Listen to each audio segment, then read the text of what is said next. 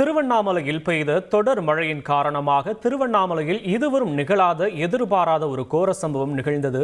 நிலச்சரிவு, மண் சரிவு ஏற்பட்டதில் மலையடிவாரத்தில் இருந்த ஒரு வீட்டிலிருந்த 7 பேர் அந்த மண் சரிவில் புதைந்திருந்தனர். அவர்களுடைய நிலை என்னவென்று தெரியாமல் இருந்த நிலையில் தொடர்ந்து மீட்பு பணியானது நடைபெற்று வந்திருந்தது.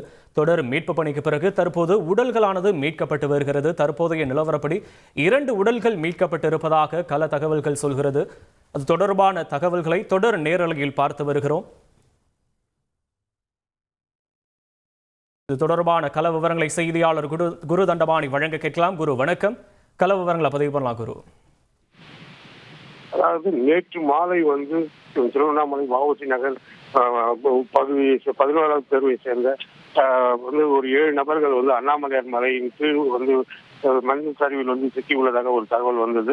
இதனையடுத்து அங்கு விரைந்த தீயணைப்பு வீரர்கள் மற்றும் காவல்துறையினர், மாவட்ட ஆட்சியர் அங்கு தீவிர விசாரணை மேற்கொண்டார்கள். அப்போது 7 பேர் அந்த மண் சரிவில் சிக்கியுள்ளதாக தகவல் வெளியானது. இதனையடுத்து அவர்களை மீட்க என்டிஆர்எஃப் குழுவினர் வரவேற்கப்பட்டார்கள். நேற்று இரவு என்டிஆர்எஃப் குழுவினர் ஓப்படாயின் உதவியுடன் அங்கு தீவிர சோதனை மேற்கொண்டு அந்த தேடும் பணியை இன்று காலை 6 மணி அளவில் துவக்கினார்கள். சுமார் ஒரு 12 மணி அளவில் பணிகள் மட்டும் நடைபெறாமல் அந்த வீட்டின் மேல் இந்த மரக்கிளைகள் மற்றும் மண்களை அகற்றும் பணிகளை ஈடுபட்டிருந்தார்கள்.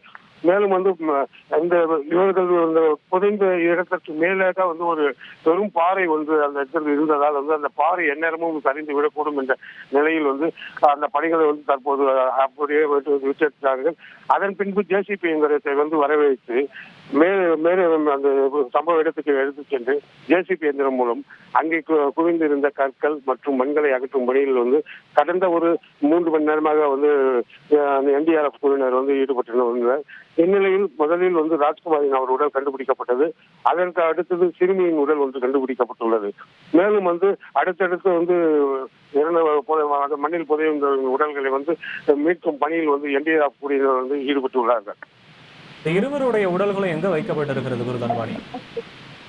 அது தற்போது மீட்கப்பட்டுள்ள 2 உடலுமே ஒரு பாலித்தீன் கவரில் சீல் செய்து பிரேத பரிசோதனைக்காக திருவண்ணாமலை அரசு மருத்துவமனைக்கு கொண்டு செல்வார்கள்.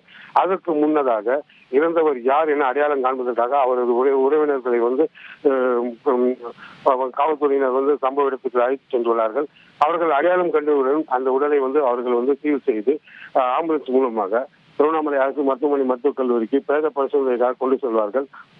அடுத்தடுத்து அனைத்து 7 உடல்களையுமே பிரேத பரிசோதனை செய்து அதன் பின்னரே உறவினர் வசம் ஒப்படைக்கப்படும்.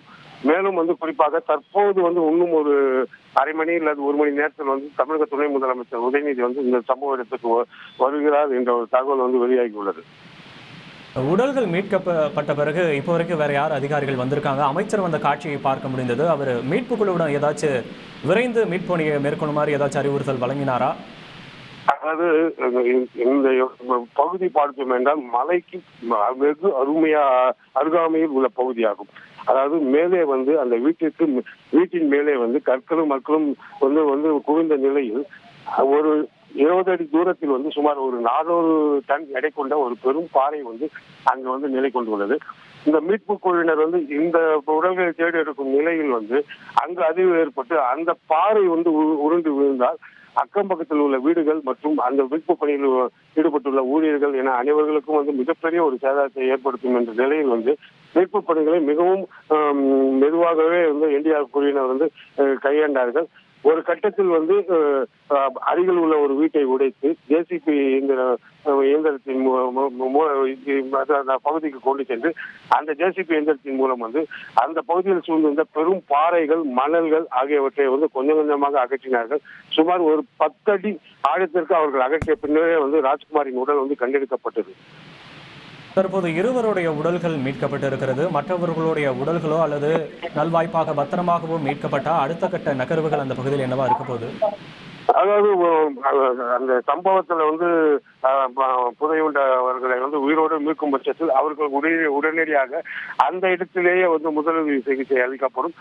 முதலுதவி சிகிச்சை அளிக்கப்பட்டு மீண்டும் மேல் சிகிச்சைக்காக திருவண்ணாமலைக்கு அரசு மருத்துவமனை கொண்டு சென்று அங்கிருந்து மேல் சிகிச்சை தேவைப்படும் என்று சென்னை அல்லது வேலூர் ஆகிய பகுதிகளுக்கு உயர் சிகிச்சைக்காக அவர்களை கொண்டு செல்வார்கள்.